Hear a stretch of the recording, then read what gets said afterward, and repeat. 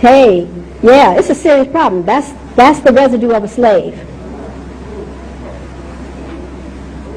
Because you ask anybody that has the intentions of building a nation, they don't care what condition your hair's in. If your uterus is working, they'll hang out with you. Because they cannot build a nation with a uterusless woman. See, but if you understood yourself and you understood hygiene, you would never have submitted to anything like that. Because all it requires is for you to clean yourself up. Okay, so in summary, Africans in America have failed to take their place of leadership and sovereignty in the world due to subconscious, ever-present residues of active imprints and conditioning patterns of behavior from slavery. These imprint patterns influence our thoughts and behavior around money, survival, sex, and female-male relationships. The key to identifying these residual enslaving patterns is close and honest self-observation. We have to really start looking at ourselves and being honest about what we see and admitting to what we think and admitting to what we know we feel. And if you're afraid of just about everything, then you know that you need to ask if you can move into the library. You know you need to quit your job and you need to go in the library and ask if you can live. And you need to start reading everything you possibly can that relates to any fear you can imagine, so that when you come out of there, you can bust out like Superman and Superwoman, daring a fear to come across you, because you have information that you can deal with. Because again, fear is ignorance.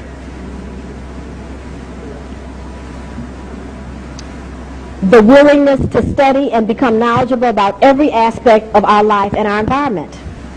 I've gone to people's environment, they've asked me to come and visit, and as we're driving, I say, well, what's in that building? Well, I don't know. Well, what are they doing over there? I don't know. Well, what is this building? Well, I don't know. Well, why is this? Well, I don't know. Well, I'm like, well, how long you been here? All my life. I'm like, woo! Wow, that's like really something, okay? It's like you don't have any idea what is going on in these buildings in your own neighborhood, who they are, what's in them, who comes and goes, why? It's very, very dangerous.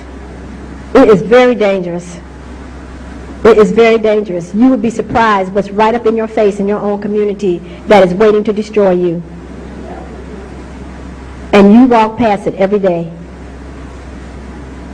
Because that's masses.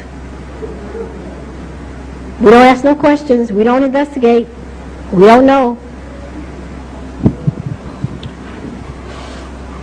Identifying and nullifying all emotions would support unproductive behavior. If you know that you get angry about something and start throwing things around and busting up stuff, you have the problem, and you've got to get control over that and check your behavior. It's not anything outside of you. This is all going on within. You must get yourself under control with these emotions. You're always in tears. You must get yourself together and get your emotions together. It's nothing outside of you. This is all in your mind. Yeah, it is. How you choose to see yourself or other people. Always apologizing. It's a problem in your head. Because either you need to pay attention and stop making, quote, what you think is a mistake, or either you need to admit that, yes, I did want to do these things, and I'm not apologizing for it. And you just deal with it.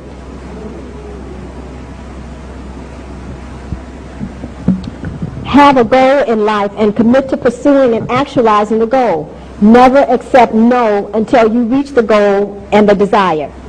I've had so many patients come to me and I ask them, well, you know, what is your goal in life? Oh, I really don't know yet. Wow, you've been living 45 years with no direction? And you wonder why your life is like it is? Whew. Gee, you've been dabbling in stuff that was never created for you, but if you don't have a focus, how are you going to get there? How are you going to avoid trash and garbage? Because you don't have a focus. Well, I wanted to be this. Oh, really? Well, what happened? Oh, I got married and had children, and it's just a whole litany of excuses. because children go where the parents go. So that is no excuse. So why haven't you actualized your goals in your life? And the only reason is because you have not held the focus to do so, and you do not believe in yourself to do so. And it has nothing to do with age. So your intent is to go to college? Well, you live indefinitely, so what's the matter? You can go to college at 300 years old and graduate. What's the problem? There should be no excuse. Never, never argue in behalf of your weaknesses. We've talked about that. That is a no-no. Your personal goal should be that you expect to wake up one day and not have any. But if you have any, so what? There's no reason for you basically not to achieve. There's never an excuse. Clean up your mind, your body, your home, and your community. There is no reason that our community should not be a place where everybody else wants to squeeze in. They should be arguing and fighting to be able to buy property in our community and live with us, not running away to the other side of the world. So it's very clear, everybody wants to have brown skin, everybody wants to basically have nappy hair, everybody wants to have big lips, big butts, everything. And so you all have it and don't want it.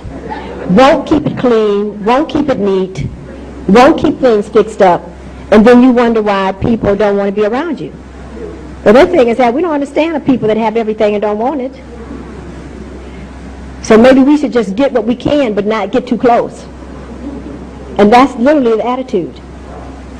So there's a little teeny town in Detroit known as Hamtramck, and it established itself because of the tax breaks they gave to Chrysler. And that little community has all little wood frame bungalows. Everybody's little patch of grass out front and in the back is so nice and neat and cut. They have little flower boxes on every house, and they are the only community in the city of Detroit where you can get everything you need. Everybody else in Detroit has to drive to the malls and to the suburbs. But in Hamtramck, on their one little main street, you can buy a diamond ring, you can buy a car. Do you hear me? They got car dealerships, everything. On the one little block just about. It's no more than a mile. And you can go there, get anything you want on that street because those people say, I'm not driving to get fresh bread. I'm not driving anywhere to buy a car. I'm not driving anywhere to buy clothes. None of that. So they can go right on this one strip and get everything. It's the only strip in Detroit where you can walk out of your house on your foot and buy everything and come back home on your foot. And these are, what are they? Polish. This is Polish. The only other city I've been in where I've seen that in the city has been in Atlanta, but that's in Buckhead. When I lived there, I could walk outside of my door and buy a Rolls Royce and walk back home and have them drive it back while I walk. But most places, you don't believe in having the things that are necessary and are pleasurable to you and in your life where you live. You have to drive way from your home. No. That's what slaves do. That is the residue of slavery.